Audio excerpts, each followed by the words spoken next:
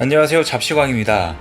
2019년 7월 일본이 한국을 상대로 수출 규제 조치에 나서며 촉발된 일본 제품 불매운동이 2년이 지난 지금까지도 현재 진행 중입니다. 그런데 일본 수출 규제를 시작으로 한국 기업들에 오히려 도움이 되는 일들이 많아지고 있는 것 같은데요. 먼저 소재 부품 산업 수출 규제에 대한 반발로 번진 일본 제품 불매운동은 특히 한국에서 잘 나가던 일본 자동차 업체들에 큰 직격탄을 줬습니다. 한국 소비자들의 외면으로 1년 반 사이 일본차의 한국 시장 점유율은 3분의 1 수준으로 쪼그라들고 말하는데요. 일본 현지에서는 한국의 불매운동이 오래가지 못할 것이라는 목소리가 이어졌지만 가장 먼저 닛산이 큰 피해를 입어 한국에서 철수 결정을 내렸습니다. 닛산이 한국 시장에 진출한 지 15년 만에 이 같은 시련을 맞이한 것입니다. 일본 제품 불매운동이라는 나비 효과로 닛산은 절체절명의 위기에 봉착했습니다. 닛산은 지난해 총 6,700엔의 순손실을 기록하면서 적자를 냈고 결국 구조조정이 불가피한 상황이 됐습니다. 닛산이 이처럼 최악의 실적을 기록한 것은 한국 시장에서 일본차가 더 이상 팔리지 않고 있기 때문입니다. 수입 자동차협회에 따르면 올해 1월부터 4월까지 닛산은 810대, 인피니티는 160대가 팔렸는데요. 이는 닛산이 한국 시장에서 잘 나갔던 2016년 판매량의 30%에 그치는 수준입니다. 한국에 끈질긴 일본산 불매운동으로 닛산은 결국 무릎을 꿇은 셈입니다. 설상가상으로 닛산은 감염병의 여파로 자동차 판매가 계속 줄자 인도네시아 공장도 폐쇄하기로 했습니다. 한국과 더불어 동남아 시장에서도 철수한다는 계획을 밝힌 것입니다. 작년까지만 해도 닛산은 한국 철수설을 부인하며 영업 지속 의지를 밝혔었는데요. 고집을 부렸던 닛산은 결국 스페인 공장까지 폐쇄하면서 파산 수준의 지경까지 이르게 됩니다. 스페인은 유럽에서 독일에 이어 가장 많은 자동차를 찍어내는 국가로 닛산의 결정은 세계 자동차 시장에 큰 충격을 안겨줬습니다. 닛산 자동차 산업의 경쟁력이 과거와 같지 않음을 보여주는 위기의 시그널로 해석됐기 때문입니다. 닛산은 2년 연속 7조 원의 적자를 기록하면서 전 세계에 있는 공장을 모두 철수해 돈을 모으고 심지어 곳곳에 퍼져있는 지분을 팔아 돈들을 다 긁어 모아보지만 역부족이었습니다. 니온게이자의 신문에 따르면 최근 닛산은 독일 자동차 업체 다임러 보유 지분 모두를 하나로 총 1조 5천억 원에 매각하고 이를 2분기 결산 실적에 반영할 예정입니다. 경영 정상화를 위해 발버둥을 치고 있는 것 같은데요. 하지만 닛산은 분기 적자 8천억 원에 달하는 등 현 상황에서 벗어나기 힘들 것으로 보입니다. 닛산에 따르면 올 1분기 손실은 810억엔을 기록하며 최악의 실적을 냈습니다. 최근 구조조정에 따른 인건비 절감 등 허리띠를 졸라매도 2022년 초까지 600억엔의 적자를 낼 것으로 전망됐는데요. 이 때문에 닛산은 올해 지급할 배당금 배분까지도 포기했습니다. 이런 닛산의 민폐로 인해 스페인 경제는 쇼크에 빠졌습니다. 닛산 스페인 공장 폐쇄가 확정되면서 당장 3,000명의 직원을 비롯해 협력업체에서 대규모 실직 사태가 발생했기 때문입니다. 이 때문에 바르셀로나 공장 직원들은 닛산을 상대로 공장 폐쇄를 철회하라며 공장 앞에서 타이어를 불지르며 격한 시위를 벌이기도 했습니다. 이처럼 일본에게 뒤통수를 맞고 위기에 빠진 스페인 정부가 한국에게 대놓고 도움을 요청하게 됩니다. 닛산의 공장 폐쇄로 인한 경제적 타격을 최소화하고자 스페인 정부가 LG화학에 손길을 내민 것인데요. 결국 LG화학은 일본 닛산의 바르셀로나 공장을 인수해 스페인에서 전기차 배터리 생산을 추진하기로 했습니다. 이에 지난달 스페인을 순방한 문 대통령과 LG 에너지솔루션 대표도 투자 가능성을 내비쳤습니다.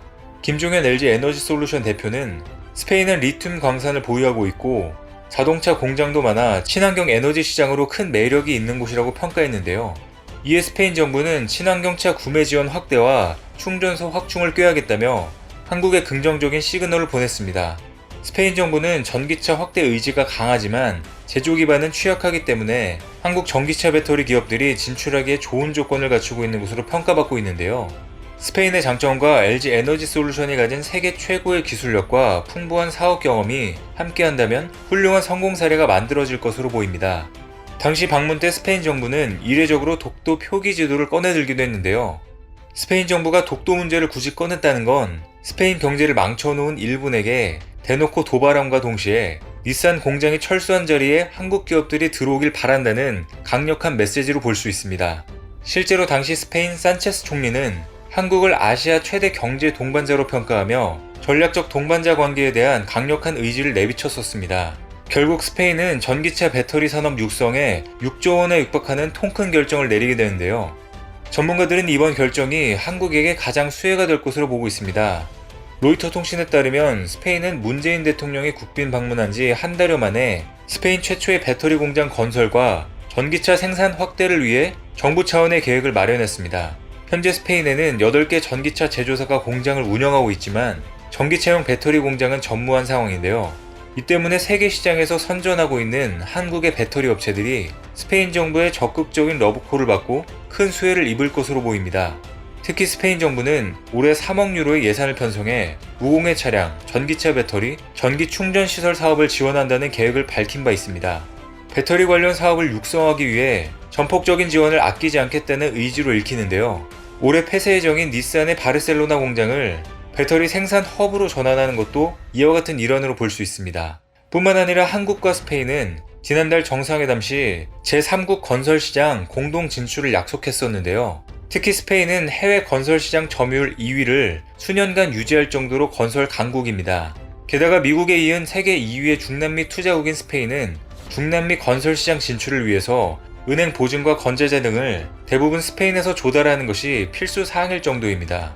그리고 그 영향력이 매우 커서 우리의 중남미 동반 진출 파트너로서도 매우 이상적인 국가로 여겨지고 있습니다. 이러한 스페인의 경제적 동반자는 한국입니다. 거리적 차이에도 불구하고 그간 한국과 스페인은 협력을 통해 제3국 건설시장에 공동으로 진출하고 가시적인 성과도 일궈냈습니다. 이번 정상회담 때도 양국이 제3국 공동 진출을 적극적으로 모색하자고 선언한 만큼 앞으로의 성과가 더 기대되고 있는 상황인데요. 특히 이전에 스페인과 협력해 중남미 사업을 진행해본 현대건설에게 큰 호재로 작용할 것으로 보입니다. 현재 현대건설은 지난해 해외에서 7조 5천억 원 이상을 신규 수주하며 감염병 사태 직전보다 증가세를 기록하기도 했는데요. 파나마에서 추진한 인프라 건설 사업 중 역대 최대 규모의 사업인 메트로 3호선 공사를 현대건설이 수주하면서 신시장 진출에 성공한 것입니다. 현대건설은 기존 공사 경험 노하우와 특히 기술적인 면에서 높은 평가를 받은 것으로 전해졌는데요. 당연히 기술적인 측면에서 좋은 점수를 받기도 했지만 팀코리아 방식으로 접근한 것도 수주에 한몫했습니다. 글로벌 수주 시장이 정부 대 정부의 협약 중심으로 흐른다는 것을 간파한 우리 정부와 건설업계는 일찌감치 팀코리아를 꾸려 해외 시장을 공략해왔습니다. 팀코리아는 해외 시장을 공략하려는 건설사의 애로사항을 정부가 재빨리 파악해 해소하고 건설사는 이를 신속히 활용하는 시스템인데요. 이 같은 시스템은 감염병 사태가 확산된 이후 더 빛을 발했습니다. 예를 들어 해외 출장을 거를 수 없는 건설업체에 정부는 재빨리 백신 우선 접종 제도를 적용하고 국외 방문이 불가피한 기업인 방역을 서포트해 신속한 사업 진행을 돕는 식입니다. 아울러 교통정책을 함께 담당하고 있는 국토부가 국내 항공은 물론 공군 급유계까지 백방으로 수소문할 정도로 전방적인 지원까지 이루어졌다고 하는데요. 이처럼 팀코리아를 꾸려가며 적극적으로 해외 시장을 공략하고 문을 두드린 결과는 상당한 것으로 전해지고 있습니다. 실제로 국내 건설사들은 전 세계를 휩쓸고 있는 팬데믹에도 불구하고 최근 가장 많은 수주에 성공하며 저력을 과시하고 있습니다.